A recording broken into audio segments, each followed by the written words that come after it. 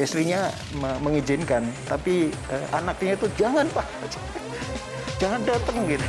Ini cerita ini kejadian benar. Jadi biasanya putra atau putrinya itu yang paling menjaga orang tua mereka.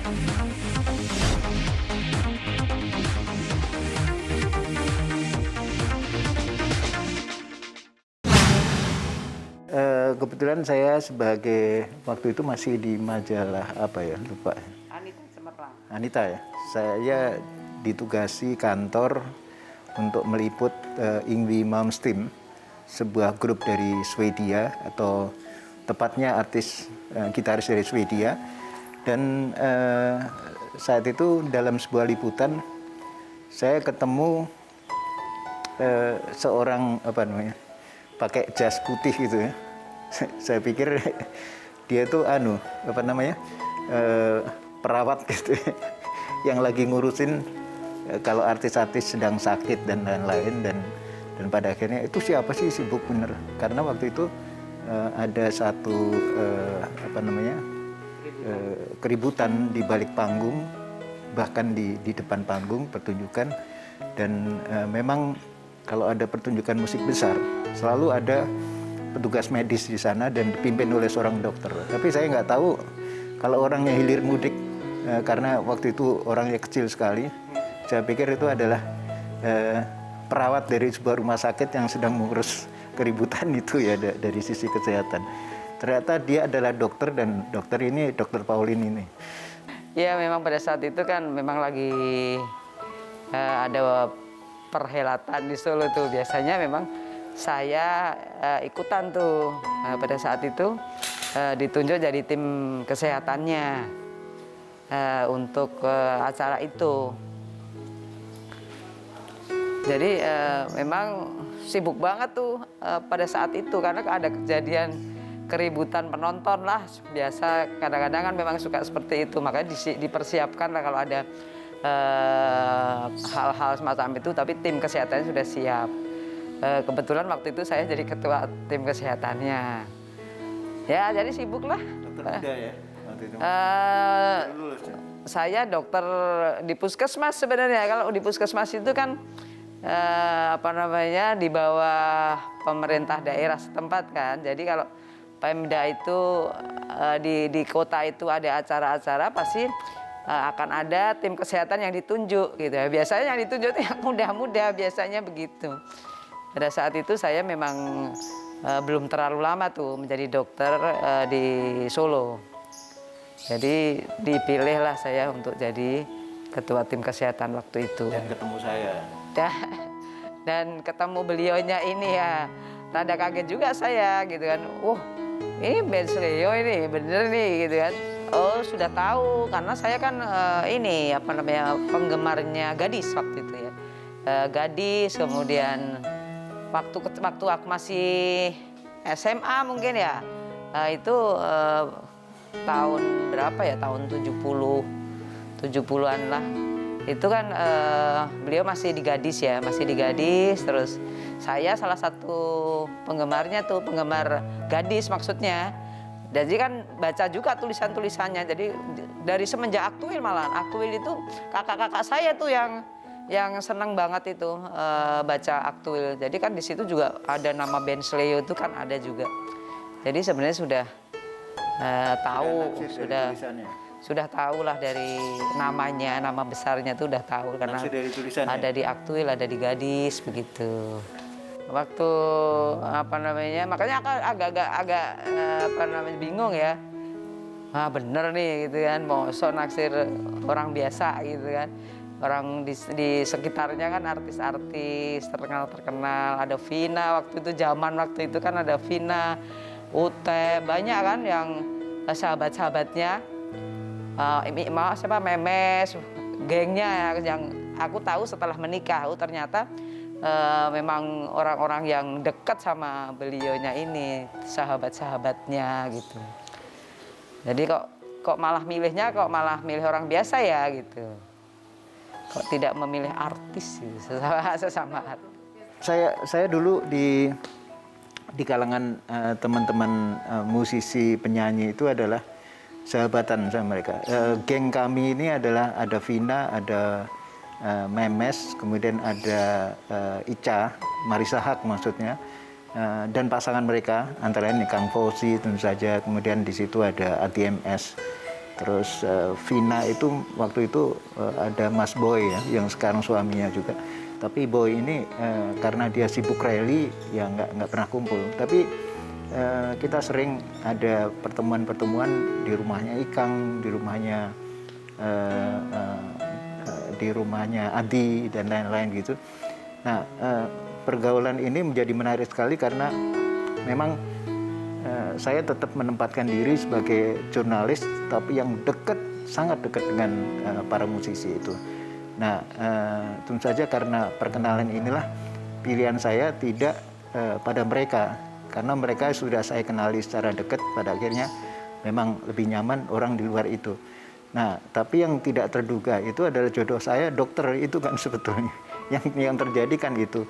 Dan ini menjadi menarik karena pada saat kami menikah tahun 91 itu yang datang ya paling selebriti sahabat saya itu. Nah, yang unik itu yang datang adalah Ikang, ATMS, Odi Agam, kemudian ada siapa? Iya, ada beberapa lagi yang hadir itu dan mereka ini adalah kenapa ikut datang di acara pernikahan kami, karena setiap kali mereka menikah saya MC-nya gitu. Saya ditunjuk MC-nya. Kenapa saya ditunjuk jadi MC? Karena saya dekat sekali sama mereka. Jadi setiap kali saya jadi MC di acara mereka, maka ger itu ketawa ya. Hadirin itu bisa ketawa karena saya selalu bercerita bagaimana mereka ini bergaul di antara mereka itu, yang lucu-lucu saya ceritain. Karena itulah pada saat pernikahan kami di Solo tanggal 3 November tahun 91 itu Ikang, ADMS, Odi Agam, kemudian Mas Tantowi Yahya. Nah, cerita seperti ini akhirnya pilihan terhadap orang yang non artis itu terjadi karena saya kalau gaul sama artis itu lebih mudah. Sekarang pengen gaul dengan orang yang di luar itu, tapi mereka adalah music lover, pencinta musik. Dokter itu juga dekat sekali dengan para musisi karena biasanya adalah mereka menjadi tim medis. Kebetulan saya kenalnya juga di situ. Jadi lingkaran inilah yang menjadikan tidak ada kecemburian sama sekali pada saat saya tetap bergaul dengan kalangan itu. Mas Ben ini selalu mengenalkan temannya itu karena saya termasuk pendatang baru di lingkungan mereka tuh. Jadi saya setiap kali ada pertemuan itu diajak, dikenalin sama teman-temannya. Sehingga mereka juga kenal saya dan saya juga kenal mereka gitu. Jadi tidak ada yang ditutup-tutupin gitu loh, tidak ada yang, kita terbuka satu sama lain. Saya juga selalu membawa dia ke lingkungan saya, ke lingkungan dokter-dokter, sampai dia dipanggil Pak Dokter itu. Kalau di rumah sakit dipanggilnya Pak Dokter sama Satpam, karena selalu dekat juga dengan lingkungan saya. Karena saya merangkap jadi sopir juga. Yang kecil-kecil itu biasanya itu karena Mas Ben ini nggak mau ngikutin yang aku mau nih, misalnya gini, tiap pagi nih dia harus olahraga nih harusnya. Tapi dia selalu jawab, aku tuh udah olahraga, apa nyopir, selalu begitu. Jadi itu yang bikin kadang-kadang kita selalu yel-yelan lah gitu ya. Karena ya aku orang kesehatan merasa tahu gitu, karena kalau olahraga itu memang menyehatkan. Sementara dia ini orangnya kan santainya setengah mati, santai banget itu. Jadi kadang-kadang itu yang salah satunya itu. Nyopir kan olahraga? Nah selalu begitu, nyopir itu olahraga, ini nggak perlu dong aku olahraga. Tapi sekarang dia udah nurut nih, gara-gara COVID itu. Gara-gara COVID itu sekarang tanpa disuruh udah olahraga seperti itu. Tapi kadang-kadang juga masih bikin suka serumah nih, kadang-kadang pernah di lockdown dia. Pernah di lockdown gara-gara aku sama Edo nih yang lockdown Mas Ben nih. Gara-gara pergi keluar kota gitu kan, pergi keluar kota diomongin, nggak usah lah keluar kota, pakai Zoom aja gitu kan. rapat aja pakai Zoom. Enggak, ini penting banget nih, aku harus datang, nggak bisa enggak gitu. Waduh, aku sama Edo deg-degan kan, gimana sih ini kondisinya kayak gini kok tetap nekat keluar kota. Akhirnya pulang dari Bali, kalau nggak salah waktu itu kita lockdown aja, suruh tidur sendiri. Akhirnya tidur sendiri seminggu, lama-lama nggak tahan sendiri juga. Nggak pernah sampai 14 hari dia sudah masuk ke kamarnya. Gitu. Kamarnya kan ada 2 nih. Jadi dia masuk ke kamar tamu. Sebenarnya nggak tahan, artinya nggak tahan gini. Orang selalu diem aja itu nggak bisa gitu. Misalnya lagi marah nih aku, tapi nggak tahan lama gitu. Paling sehari gitu udah ngobrol lagi, udah nggak bisa apa namanya sih orang di dalam satu keluarga, satu rumah tangga, satu rumah gitu kan.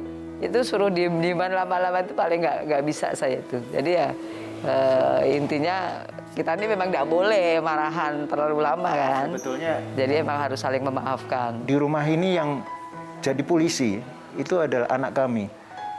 Anak kebetulan cuma 1, Edo namanya. Edo ini adalah kebetulan dia lama selama sekitar 4 sampai 4,5 tahun itu tidak di Indonesia, dia tinggal di luar karena sekolahnya atau kuliahnya. Singapura, kemudian Inggris dan juga Australia, sehingga pendidikan di sana itu memungkinkan dia selalu keras kalau ada sesuatu yang dia yakini itu adalah benar, termasuk kesehatan. Ini terus terang pada saat rombongan SCTV ini datang ke sini, itu ngapain tadi? Loh, kok ada itu kamera mau ngapain itu?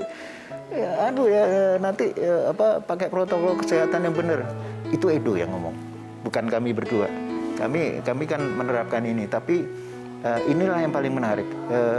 Rekan-rekan saya sesama musisi atau sesama artis selebriti itu umumnya bukan suami atau istrinya, tapi juga anak mereka yang Mas Chandra Darusman misalnya.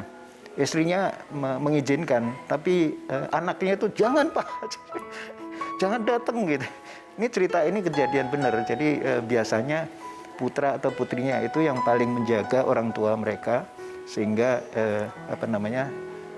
pandemi virus ini benar-benar saat ada satu peristiwa di mana keluarga itu harus satu suara. Ini yang paling menarik. Di keluarga kami juga seperti itu. 29 tahun perjalanan memang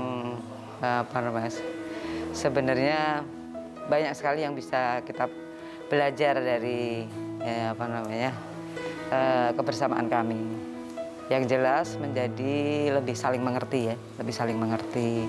Kemudian juga lebih bisa saling memahami satu sama lain. Kemudian mungkin dengan kebersamaan ini kita menjadi lebih saling menjaga sehingga kami tetap bisa kokoh ya, semakin kokoh lah dari hari ke hari semakin kokoh. Rumah tangga kita juga semakin saling menyayangi, menjaga satu sama lain. Yang penting adalah pengertian, saling pengertian itu untuk supaya bisa tetap langgeng ya, tetap langgeng, tetap awet. Karena kalau dari awal kita tidak saling mengerti ya agak susah dan banyak kejadian-kejadian yang justru karena kurang saling mengerti, diawali dari kurang saling mengerti sehingga bisa menimbulkan hal-hal yang tidak diinginkan. Saya kira itu ya yang paling penting.